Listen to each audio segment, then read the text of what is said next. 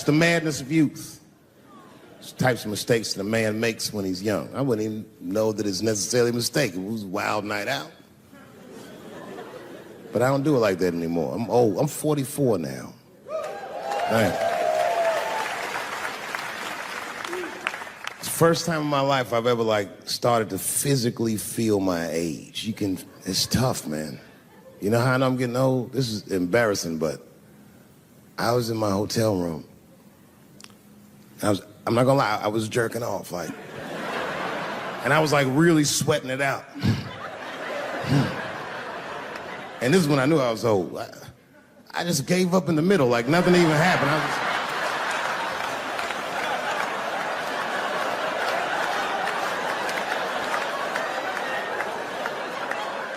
I don't like looking at my dick anymore. My dick looks distinguished. It's old, an old looking dick. It's got salt and pepper hair all around it. My dick looks like Morgan Freeman in the 90s. Without the dots. My dick narrates. Dave pulled me out and started jerking me around and jerking me around. But not with the same vigor as when he was young. He and I both knew nothing was coming out.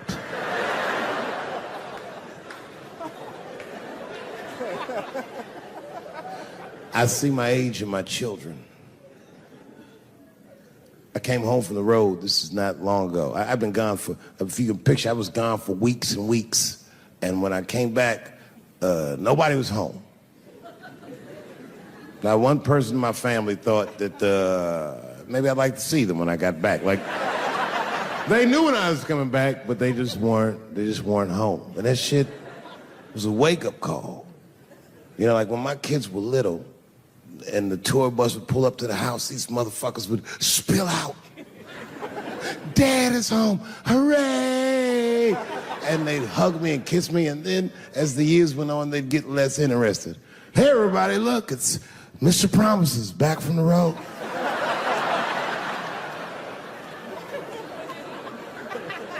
But an empty house, that's some cold shit. And I went into my oldest son's room. I was like, hello, hello. He was gone. And I'd never done this to him before, but for some reason I just did it. I just looked through his shit. Just to see who this motherfucker was becoming. And I found these notebooks and I started going through the notebooks and it was all this wonderful poetry in them. Written as his handwriting. I didn't even know this nigga wrote poems. And then I looked through his drawers and I opened up his middle drawer and I found his rolling paper. And I looked down at them papers like, oh, that's where that poetry's coming from.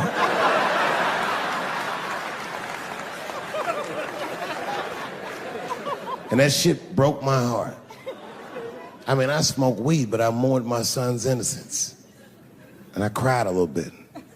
And I took his papers upstairs to my room. Rolled some weed that I'd hid from the family. And I got really high. And then I got paranoid, so I put his papers back how I found them. So he wouldn't know what I was up to. This nigga won't even know that happened until he sees the special. Yeah, nigga, I found your papers. He's a cold motherfucker. Let me tell you, this kid is only 16 years old. Listen to what he did to me. This motherfucker calls me up in the middle of the night. It was 1 o'clock in the morning. He goes, Dad, don't be mad. I knew something was terribly wrong. I said, what's going on? He said, listen, I'm fine. And don't forget, you told me to do this.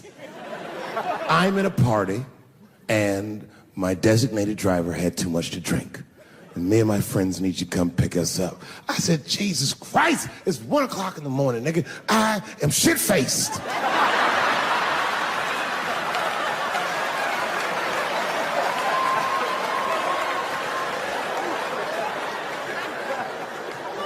But I figured, fuck, it's better me than some kid. I might as well roll the dice and go pick my nigga up. I said, all right, I'm coming to get you. Just give me the address and I'll be right there. And then he gave me the address and I was shocked. I said, son, you are not gonna believe this, but I'm at the same party, nigga.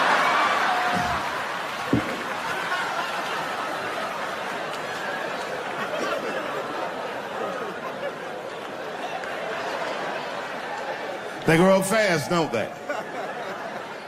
Can I ask you a weird question? I don't want to make you feel uncomfortable. You don't have to answer it, and if it doesn't go well, we'll just edit it out anyway. Is it weird to be the only white people in a row?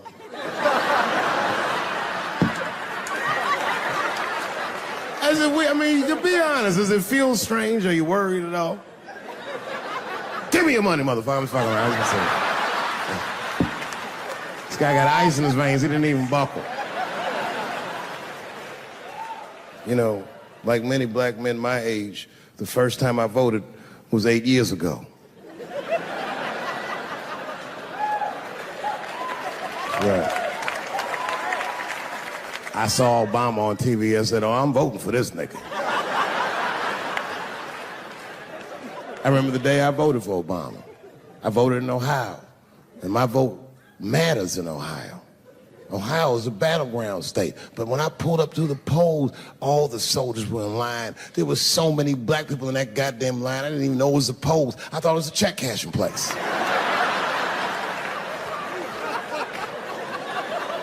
We were hugging each other, and old people were singing hymns and spirituals and shit.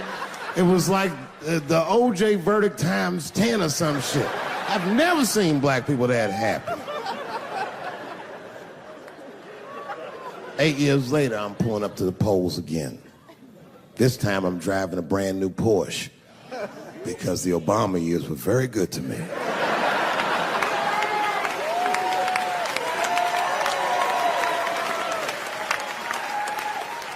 I was early voting, and when I parked my car, I figured out something that it would take the rest of the country another week to figure out. I understood that Donald Trump was going to be our next president because in Ohio, unlike D.C., you could see the results in the parking lot. It's all these goddamn pickup trucks and tractors and shit.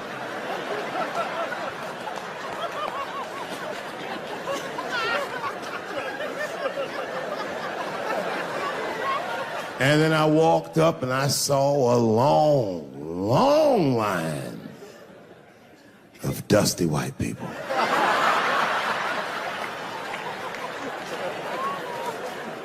Yes, ladies and gentlemen, these were the poor whites. And I must tell you, I've never had a problem with white people ever in my life. But full disclosure, the poor whites are my least favorites. We've gotten a lot of trouble out of them. And I've never seen so many of them up close. I looked them right in their coal-smeared faces. And to my surprise, you know what I didn't see? I didn't see one deplorable face in that group. I saw some angry faces and some determined faces, but they felt like decent folk. No, they did. In fact, I'm not even lying, and I didn't sound fucked up, but I felt sorry for them. I know the game now. I know that rich white people call poor white people trash. And the only reason I know that is because I made so much money last year, the rich whites told me they say it at a cocktail party.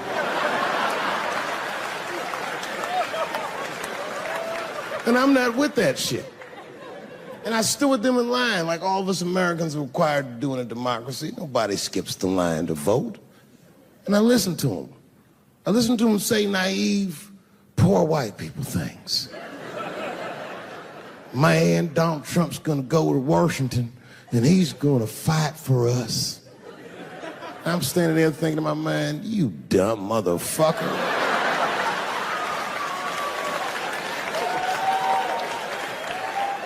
You are poor. He's fighting for me.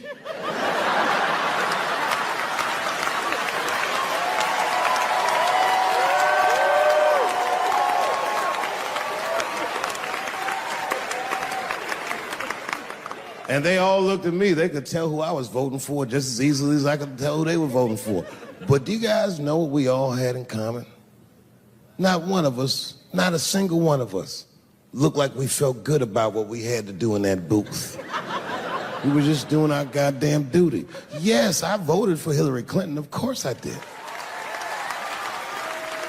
I voted for her because I liked what she said vastly better than I liked what he said.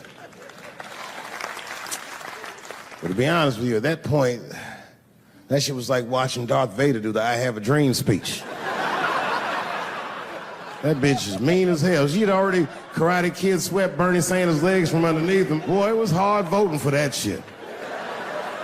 But it was the lesser of the evils. I know you were a Clinton supporter, Miss I. I'm sorry to say like that. It didn't feel bad voting for her, but it didn't feel as good as it should have. She was gonna be our first woman president. They were gonna make coins out of this bitch.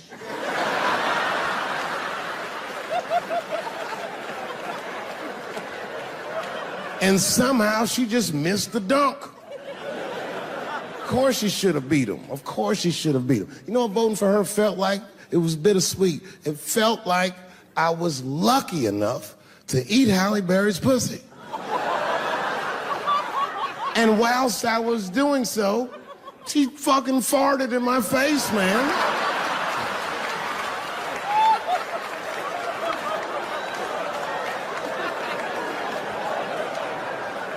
You understand, I'd still do it. But boy, I wish she didn't fart in this great nation's face. I voted that day, and then that same day I flew to New York City. I had work. That night I was in a comedy club in New York, and I said to an audience almost exactly what I just said to you. And I didn't know that there was a journalist in the room. And this journalist wrote an article. The headline of the article said, Dave Chappelle is an avid Donald Trump supporter. Yeah, I had no idea the paper said that. And you know how I found out? My wife called me from Ohio the next morning in a goddamn panic. David, what the fuck is going on in New York? I said, I'm being good, but what have you heard?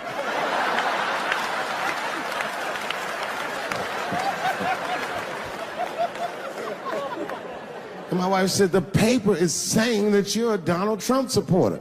I was like, whew.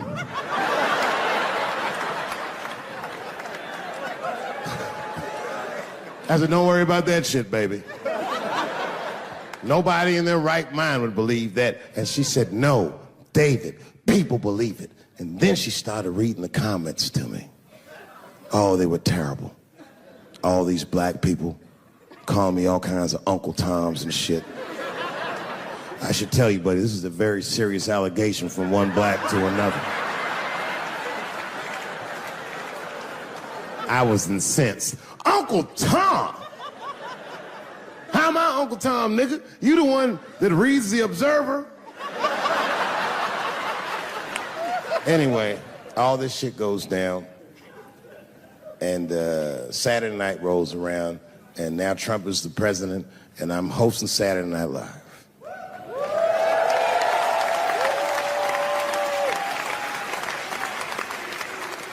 And I didn't really prepare my monologue, I just kind of winged it. And at the end of the monologue, I don't even remember what I said. I said something like, you know, fuck it, like we're historically disenfranchised and we're going to give him, something about we're going to give him a chance if he gives us a chance. I don't know what I said, but whatever I said, I really wish I didn't say that shit. It was not worth the trouble. Now I walk into the barbershop and all them black people just be looking at me like, yo, Dave, what's up with your boy? Yo, nigga, yo! Not my boy. Because I don't care if you're a Republican or Democrat, if you support him or not, any objective person is going to have to admit that this motherfucker is having a terrible go of it. It really is. I know it's fucked up, but I tell you the truth. You know, everything's funny. Everything's funny till it happens to you. 3 months, a mere 3 months after that terrible attack that Chris Rock endured, I was on stage at the Hollywood Bowl, and a lunatic jumped out of the crowd and attacked me. Now, I gotta tell you, if it happens to you, you don't even know what the fuck is happening. It was like slow motion. I just looked over. I don't know this nigga. And I just looked and said, oh my God, I'm being attacked. And this motherfucker was ragged. He jumped at me. He was like, ah! I'm old, but I'm fast. I caught this motherfucker's head with my hand and pulled his hoodie over his eyes. I can still feel his head in my hand. It was spongy. He had been growing dreadlocks. Not the beautiful dreads that breastfarians grow. These were accidental LA homeless dreads. This shit had leaves and sticks and bottle caps and shit in it. Some kind of grease. I was like, ugh, like this. And then I fell down. And he knocked me all the way on the ground. And I was like, man, this is a bad situation. I'm like, I don't know if I'm going to die or what's going to happen. But in that moment of vulnerability, you know what occurred to me that had never occurred to me before in my life? In that moment, it occurred to me that bodyguards should not wear dress shoes to work. Travis. This nigga Travis came out slipping and sliding on some kind of beautiful loafer and fell flat on his back. I said, oh my God. Now both of us are down. I gotta handle this shit myself. So I popped that back, boom. And then the kid that knocked me down, he popped out, boom. And we looked at each other and realized at the same time, I was bigger than him. And that motherfucker took off running. And I started to chase him and I said, fuck him. And I picked the microphone up. So I'm gonna finish this show now. That's right.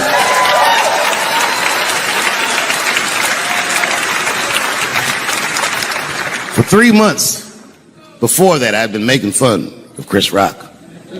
And people would ask me all the time. They'd say, Dave, what would you do if you were Chris Rock and Will Smith slapped you in the face? And to this day, the answer is the same. Well, I don't know what I would have done. I've never been in a situation that extreme. But I do know now what Will Smith would not have done. And that is enjoy the rest of his evening. Man, listen. We gave that kid a good while. We was whooping his ass. Not we. I mean, I was on stage trying to think of a joke to tell, but they was beating this nigga up right behind me. Everybody could see it. Everybody could see it. And I'm sitting up there trying to think of what to say. And I'm tongue-tied. Me, of all people, can't think of anything to say. Look at my karma. Just that moment. Of all the people in the world, Chris Rock walks from backstage, walks up to me in front of 20,000 people, grabs the mic out of my hands and looks at the crowd and goes, was that Will Smith? Man, motherfuckers fell out of their chairs laughing. I was standing there looking stupid. I was fucking furious because I'm thinking in my mind, nigga, this is my attack. You got attacked 3 months ago. Now you have jokes. So I snatched the mic back from Chris and tried to get one off, but my shit did not go good at all. I didn't know what to say. I was just like, it was a trans man. And the crowd was like, boo. It's LA, we like trans people, boo. I know, I felt so bad. I felt so bad. But I know why I did it. You'd have to be there to understand, but man, when that guy tackled me, it was like it's like a movie or something. You gotta picture this. Picture a famous person you like. Every famous person you could imagine was at that show. It was like the biggest night that Hollywood had ever seen.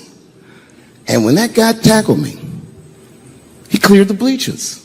I had to watch the tape afterwards to know this happened, but as soon as he tackled me, Jamie Foxx was the first motherfucker that jumped out of the crowd. He was wearing a white cowboy hat like he knew this shit was gonna happen to him. Never seen this nigga in a cowboy hat before. And Jamie started chasing that motherfucker around like any given Sunday.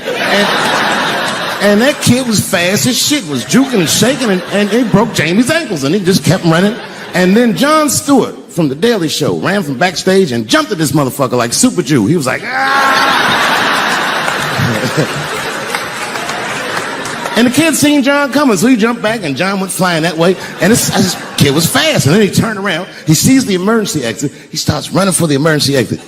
Just before he got to the door, motherfucking Puff Daddy from Bad Boy Records jumped in front of the door. That nigga was like,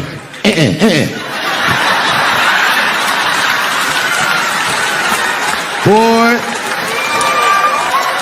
Puffy got that motherfucker. And then every celebrity just ran out because every celebrity saw themselves in me and they just started beating the fuck out of that kid. And I know Chris was backstage looking like, nobody helped me.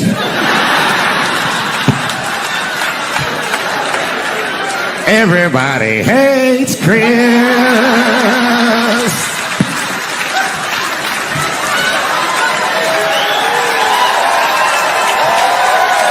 Thank you. Thank you. I like not knowing what's going to happen. I like making memories. Sometimes I do all this crazy around my colleagues just so that they can tell their friends I did it. But rather than talk about myself, just briefly, I want to just talk about my genre. Stand-up comedy is an incredibly American genre. I don't think any other country could produce this many comedians. And unbeknownst to many people in this audience, I don't think there's opinion that it exists in this country that is not represented in a comedy club by somebody. Each and every one of you has a champion in the room. We watch you guys fight, but when we're together, we talk it out. I know comics that are very racist, and I watch them on stage, and everyone's laughing, and I'm like, that mother means that.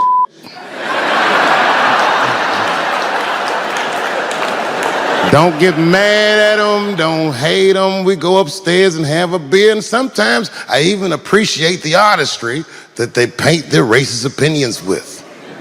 Man, it's not that serious. The First Amendment is first for a reason. The Second Amendment is just in case the first one doesn't work out.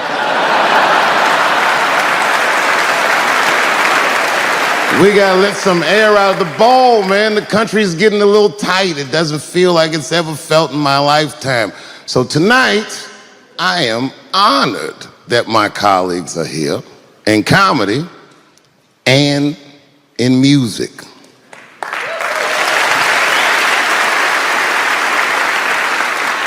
And I want everyone in America right now to look at me.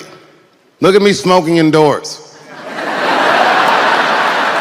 I didn't ask anybody, I just did it. What are they gonna do? Kick me out before I get the prize? No, nigga, this is called leverage.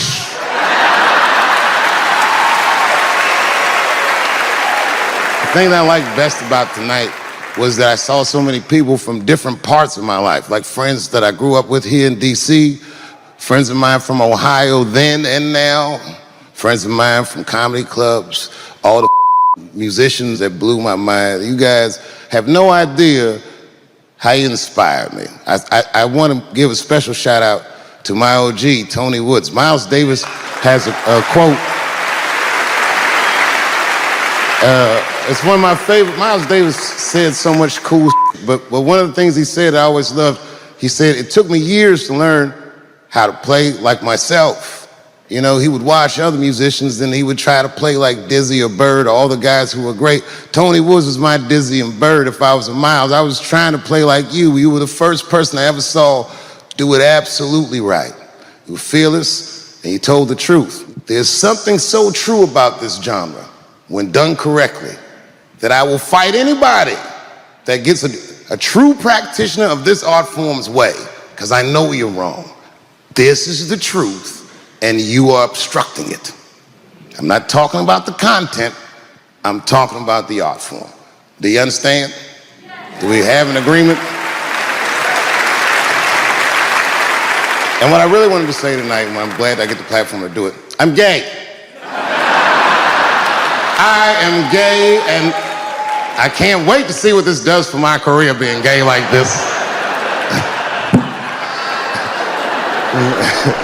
So many special shout outs. One of the main architects of the comeback of the century, my brother and my mentor, the mighty Stan Lathan. I never dreamed that I would be able to work with someone as great as you. These last 5 specials, straight fire. I wouldn't want to do another special with anybody else but you. So eat your mother vegetables and live as long as you can, because we doing a few more of these bitches. Neil Brennan, your speech made me cry because it reminded me of all those hard days of work and all that money I never got for it. The other real special shout out I gotta make, because none of this would have been possible on any level without this person, is my mother. Mom. My mother. Mom. You have no idea what I put this woman through. If you had just given birth to me, that would have been more than enough. But the fact that she raised me and raised me well, we had a real oral tradition in our house. I knew the word griot when I was a little boy. A griot was a person in Africa who was charged with keeping the stories of the village. Everyone would tell a griot the stories, and they would remember them all so that they could tell future generations. And when they got old, they'd tell them to someone else. And they say in Africa, when a griot dies, it's like a library was burnt down. And my mother used to tell me, before I ever thought about doing comedy, she said, you should be a griot. And she'd fill me with every story of black life. You know, she's educated in African-American studies, and she would let me understand the context that I was being raised in, that I'm being raised in a hostile environment that I have to tame. By the time I was 14 years old, I was in nightclubs, mastering an adult world. It was terrifying. The crack epidemic was going on, and my mother would hear gunshots outside and be scared to death. Maybe it's my son. But early in my career, if you remember, Mom, you used to sit in the club with me. She'd do a full day of work. You'd be back there falling asleep, just waiting for me to go on. She would watch my show every night. Do you know how long that car ride is home?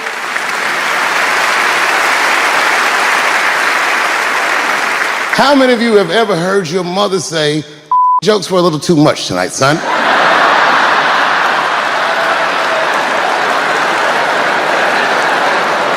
I was a soft kid.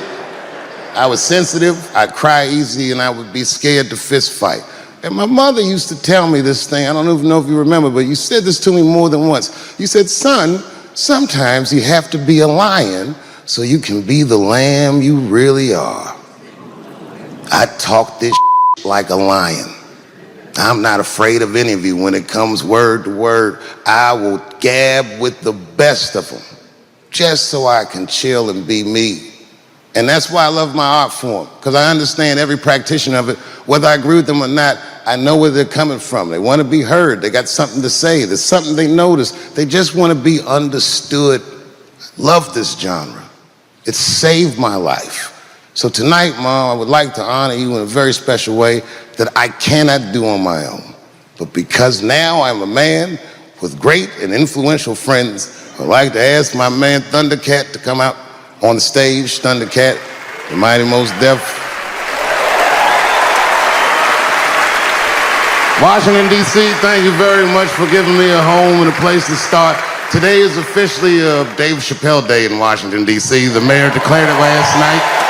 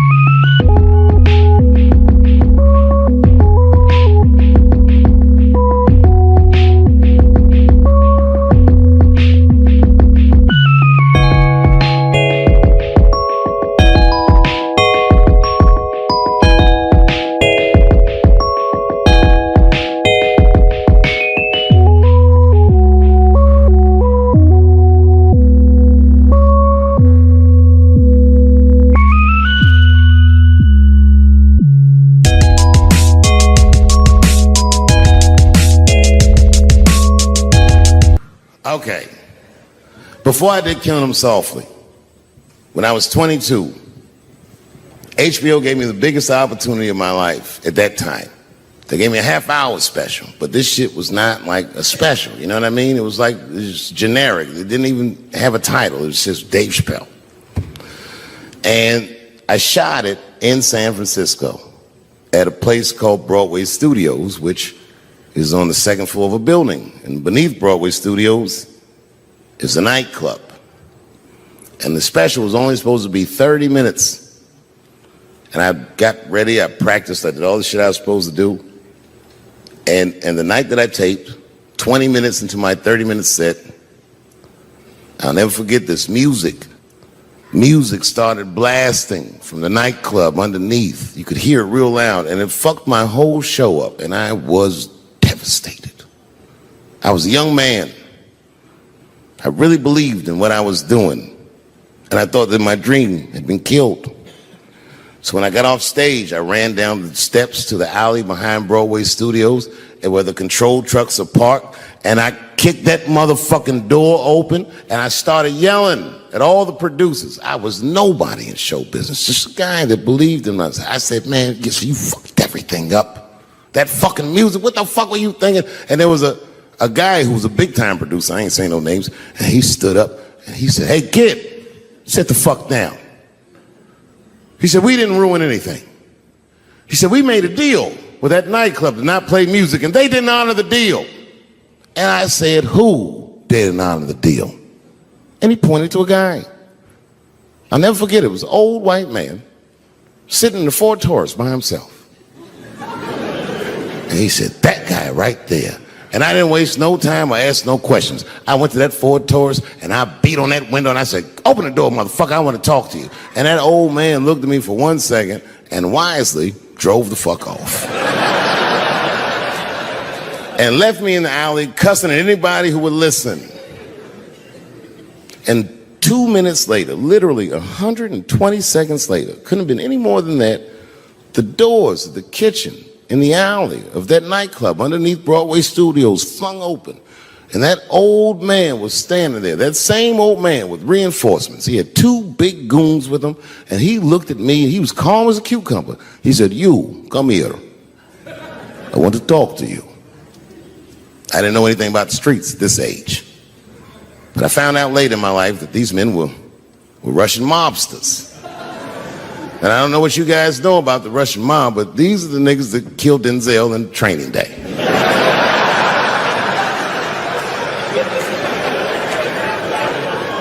And all the producers knew what I was up against. They said, Dave, do not go in there. And I said, fuck y'all. And I walked right into that kitchen, and they closed the doors behind me, and it got dark as fuck in there. And I knew, I'm not dumb, I knew I was in a bad situation. But you have to understand, I believed in what I was doing, and I didn't give a fuck. Just kept cussing at these motherfuckers, telling them how they ruined my life. And that old man couldn't believe that I was talking all of this shit. And as soon as I took a breath, he stopped me gently. He said, hey, kid, listen. Your friends lied to you. He said, we made a deal, but your friends never paid me. And when he said that, I realized I was locked in a kitchen.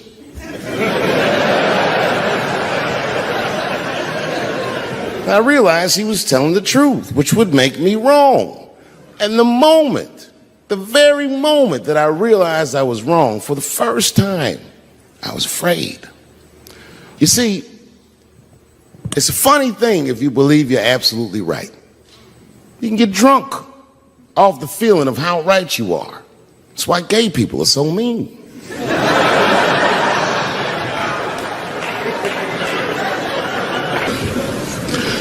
I started doing stand-up comedy when I was 14. I'll never forget the first time I was on stage. The guy that introduced me was a guy named J.T. Newton. I'm 47. I can close my eyes and remember the introduction like it was yesterday. It went like this. Ladies and gentlemen, this next young man coming to the stage is starting his comedy career tonight. Who knows? We may be witnessing the birth of a star. Please welcome David Chappelle.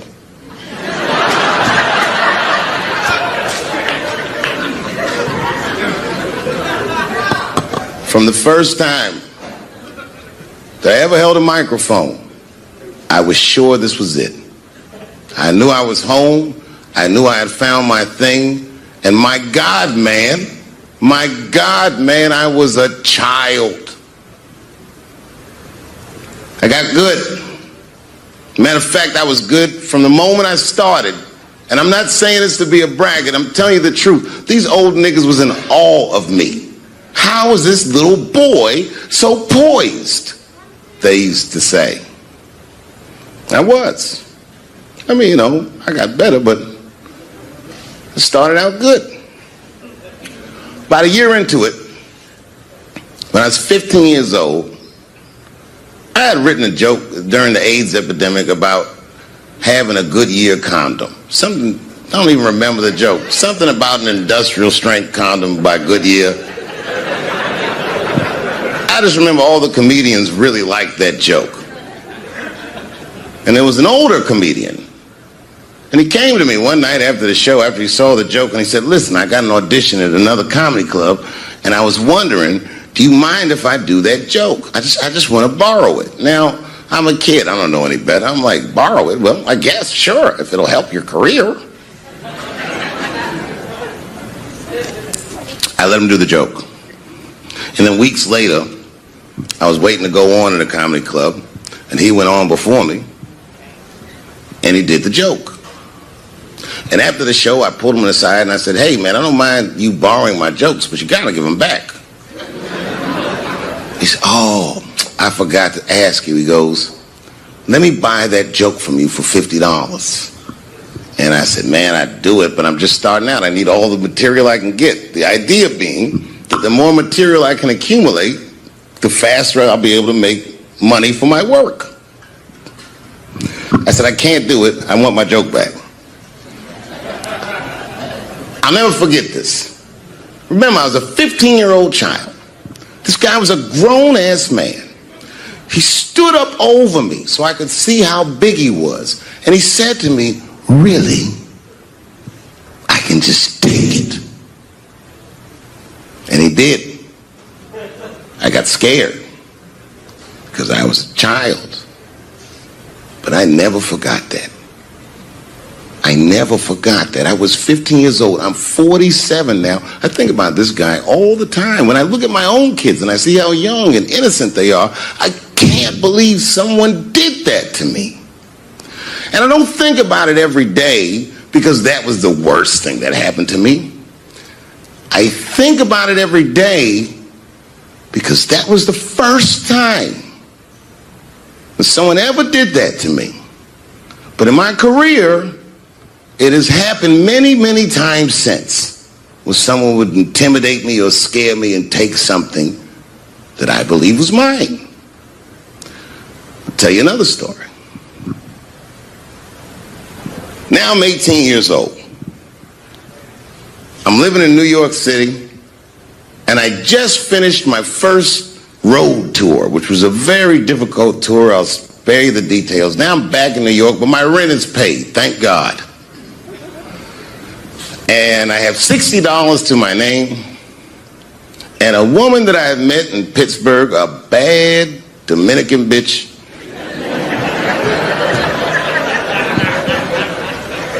was coming to New York. She was going to spend the weekend with me. I couldn't wait for her to get there. She was coming that evening. But remember, I only had $60 for a whole weekend to entertain a bad bitch. Now I'm walking through Greenwich Village, and I see something I've never seen before. 3-card Monte. You know what that is? Yeah, the guy had the whole thing. The table was set up, and he had the 3 cards, and the crowd was hooting and hollering, and he was like, find the red card, find the red card, and people were playing. Sometimes they win, sometimes they lose, but it was really exciting, and I'm standing there watching it, and I noticed while I'm watching them play this game that the red card, the one you're trying to find, had just a little bend on the corner. And I'm watching it, and I'm like, yo, this guy doesn't seem to know that red card is bent. I'm going to beat this motherfucker.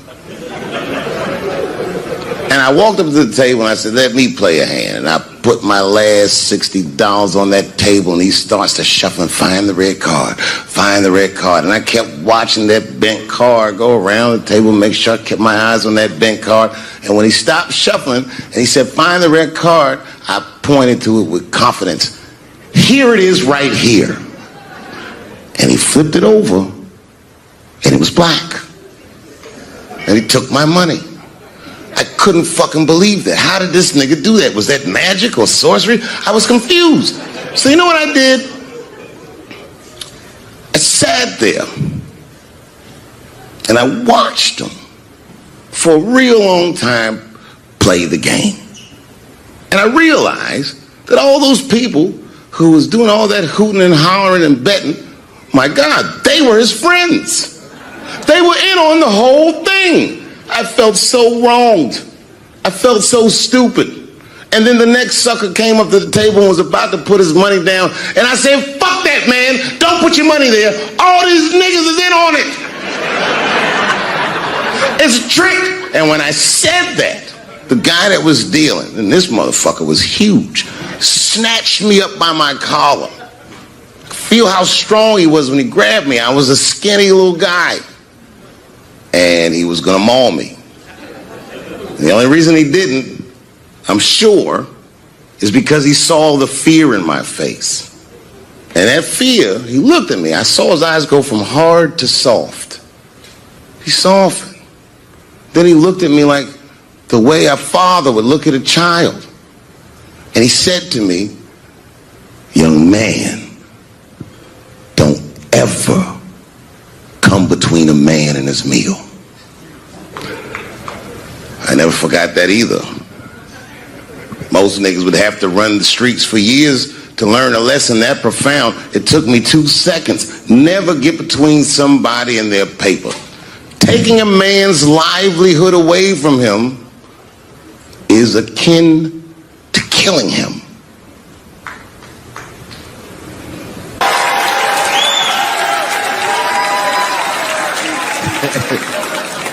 Look, it was way more intense than what you guys might have read. I don't know what you read, but the kid, while we was beating on him, reached in his waistband, pulled out a .22 caliber pistol. That shit was mayhem. Everybody started screaming, oh my God. Oh my God, he's got a gun. He's got a gun. And then I got scared. I was in the back, but I was scared. Because I knew that everybody that was with me was armed. Yes, if they had shot and killed this kid on stage at the Hollywood Bowl, like I pay you to do, Travis.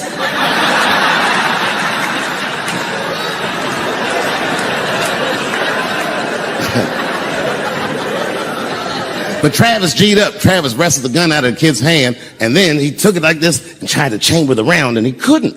So he pulled the trigger, and it wasn't a gun. A knife blade popped out of the front. I guess this kid was going to stab me. Some scary shit. So the next night, even though I didn't have a show, I said, I got to get right back on stage. And I went and did a show. And someone in the audience screamed out, Dave, what happened with the attack? And I didn't know there was journalists in the room. All I said was that this nigga had a knife that identified as a gun. I got 6 more weeks of bad press for that joke. I didn't even do nothing to this nigga. That's not right. That was not right. And then the New York Post went to the jail and interviewed my attacker like he was some kind of hero. And I read that interview. It turns out the entire attack was my fault. Yes, I triggered him. I didn't mean to. I had done jokes about the homeless. It turns out this young man was homeless. And I mean, there's no way I could have known this. But I will say, for a homeless guy, this nigga had incredible seats.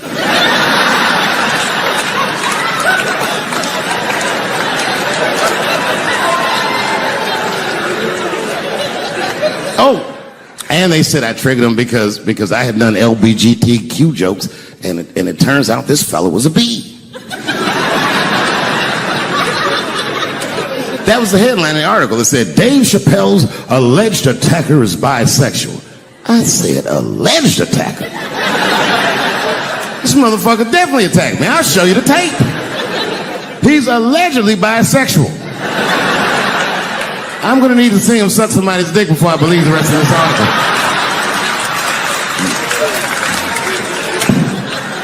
I read that shit in the paper. I was horrified. I was like, oh, bisexual? I could have been.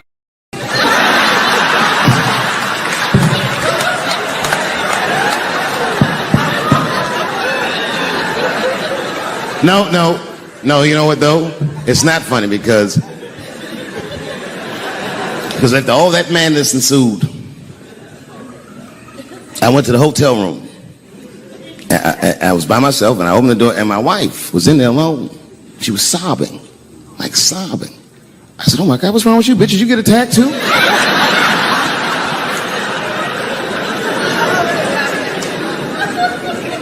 And she was crying. She said, oh my God, David. She said, if you had died tonight, me and the kids would have nothing.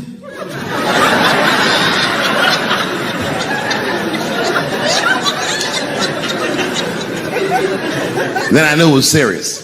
So I sat down on the bed next to her. And I reached in my pocket, I pulled some keys out that she had never seen before. She said, what are those keys? And I gently placed them in her hands. I said, sweetheart, those are the keys to my safe deposit box. God forbid anything ever happen to me. But if it does, don't even worry about it. You and the kids have everything you need in that box. I've already taken care of it. And she was looking at them keys, and I could see her mind realize what we were actually talking about. And then she just started crying harder. And to be honest with you, that made me cry a little bit too. And we hugged each other real tight.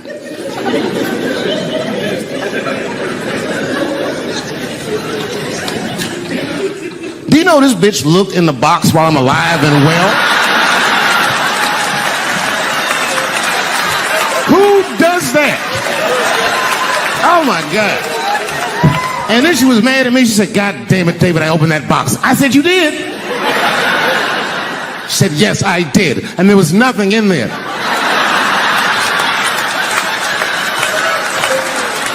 I said, nothing? Oh. She said, nothing except your stupid joke book. I said, whoosh. I said, well, sweetie, look. If you tell those jokes exactly how they're written, you and the kids should be fine. They're really good jokes.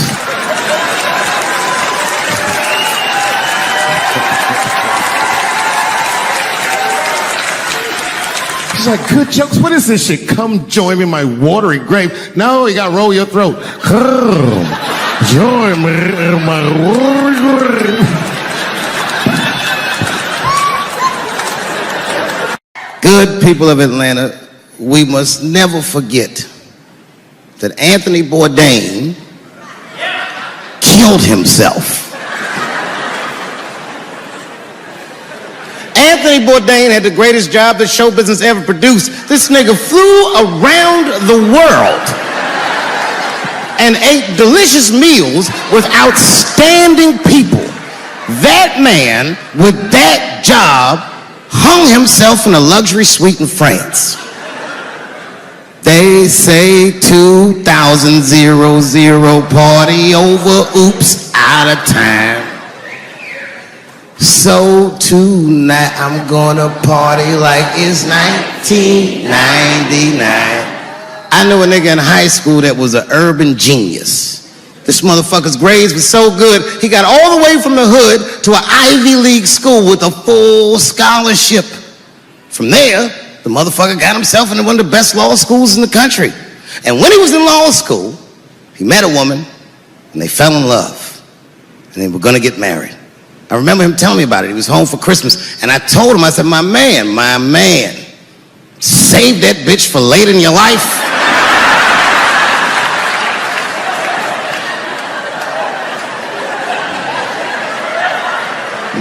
But he's in love.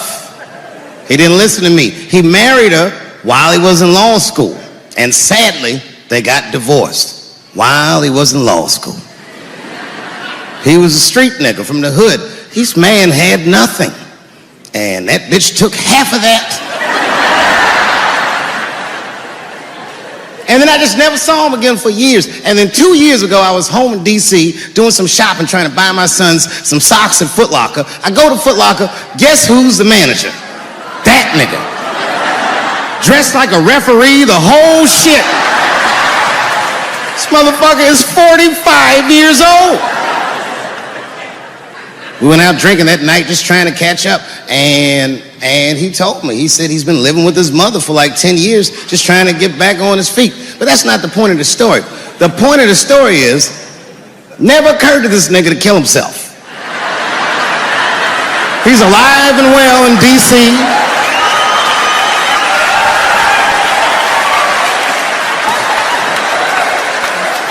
I even suggested to him that he should try it out. Like, I don't know, nigga, you might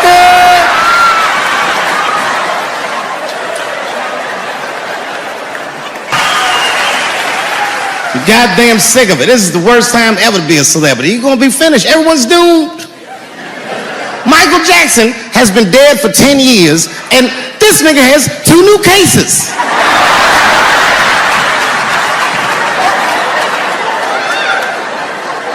And if you haven't watched that documentary, then I'm begging you, don't watch it. It's fucking gross. I felt like HBO was sticking baby dicks in my ears for 4 hours straight. Really nasty shit. I don't want to know all these things. Turns out, Michael Jackson allegedly likes a long gander at the anus. So they said he stares at people's buttholes. That's what they said. That's how gross the documentary was.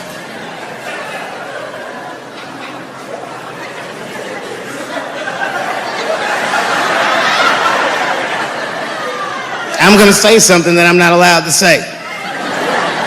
But I gotta be real. I don't believe these motherfuckers. I do not believe it. But let me qualify the statement. I am what's known on the streets as a victim blamer. You know what I mean? Somebody come up to me like, Dave, Chris Brown just beat up Rihanna. I'll be like, well, what did she do?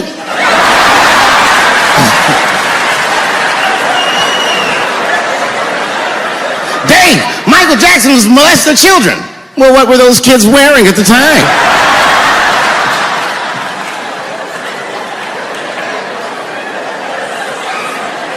I don't think he did it.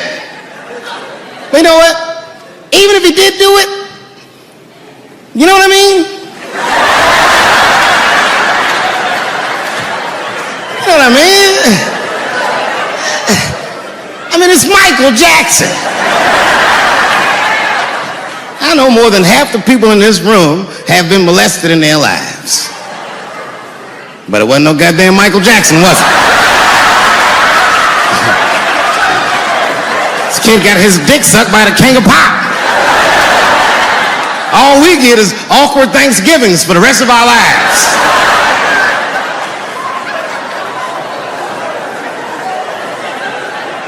You know how good it must have felt to go to school the next day after that shit? Hey, Billy, how was the weekend? How was my weekend? Michael Jackson sucked my dick. And that was my first sexual experience. If I'm starting here, then sky's the limit.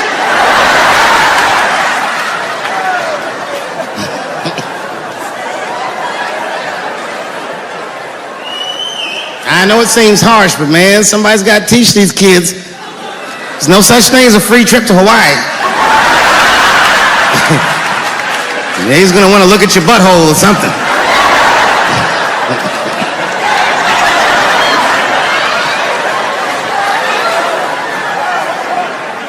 You know why I don't believe it? You know why I don't believe it? Because if Michael Jackson's out here doing all this molesting, then why not Macaulay Culkin? Macaulay Culkin said in an interview that Michael Jackson never did anything inappropriate with him or even around him. Think about that shit.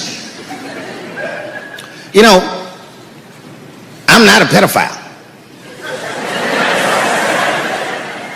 But if I was, Macaulay Culkin's the first kid I'm fucking, I'll tell you that right now.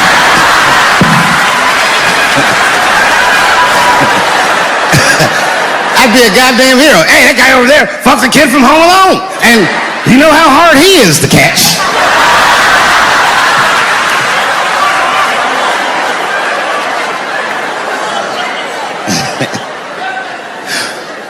My mind's telling me no.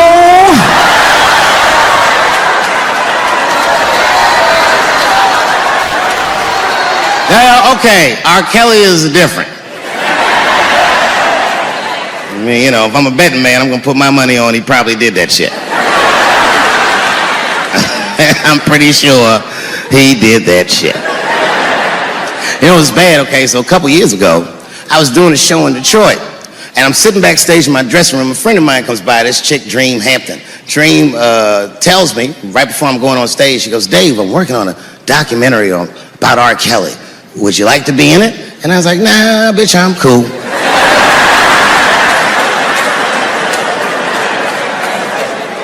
I went on stage, I just forgot about the shit. And then 2 years later, the documentary comes out, Surviving R. Kelly.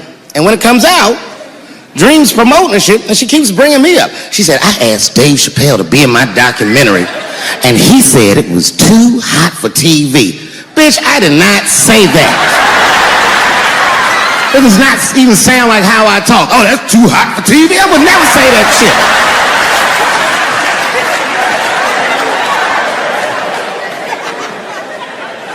But I'm gonna tell you guys why I wasn't in the documentary.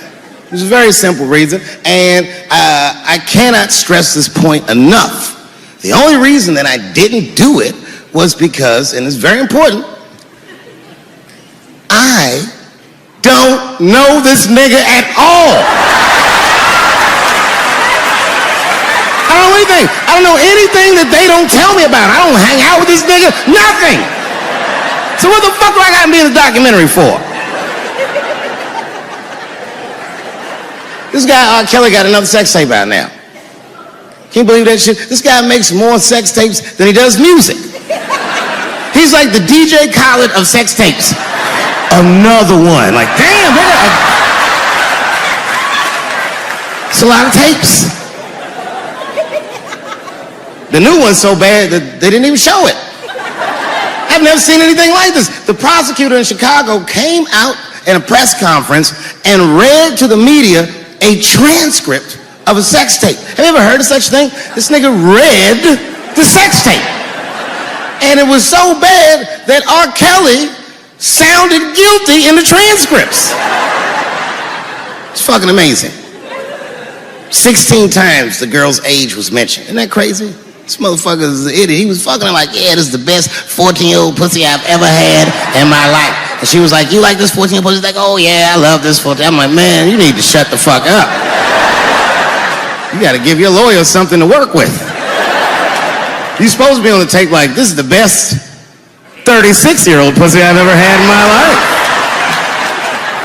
And then your lawyer can be like, Your Honor, clearly my client thought that this woman was 36, as he mentioned some 16 times in the tape. They gonna know you lying though, you know what I mean? Everybody knows no such thing as good 36-year-old pussy.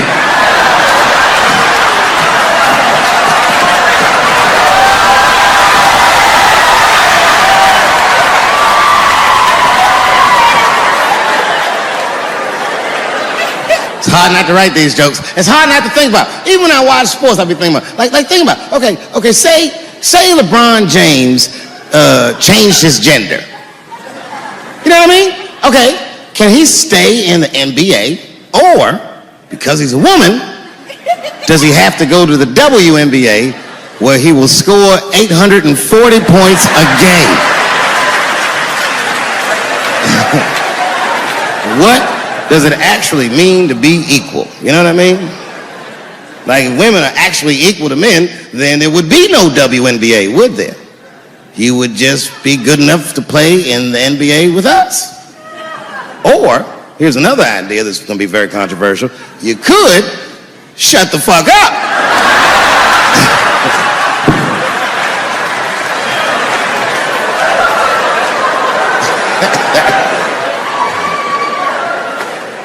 I'm sorry, ladies. I got a fucking Me Too headache. Y'all is killing me right now. It's really fucking tough to watch what's going on. You know, ladies, I said it in my last special, and I got in a lot of trouble for this. I told you were right. But the way you're going about it is not going to work. But I'm biased. I said it. Louis C.K. was a very good friend of mine before he died in that terrible masturbation accident. And it was his room. You read the story. He was masturbating in his own room. That's where you're supposed to masturbate. And then he said, hey, everybody, I'm going to pull my dick out. Nobody ran for the door or nothing like that. They all just kind of hung out like, I wonder if this guy's serious. And he came on his own stomach. There it is. What is the threat?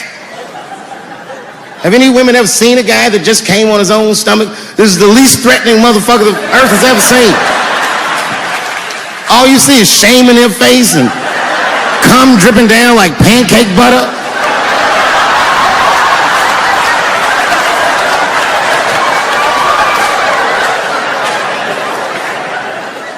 He didn't do anything that you can call the police for. I dare to try. Call the police on him. Hello, police? Yes, I am on the other line with comedian Louis C.K. and I think that he is masturbating while I'm on the phone. You know what the police are going to say in Atlanta? Well, what are you guys talking about?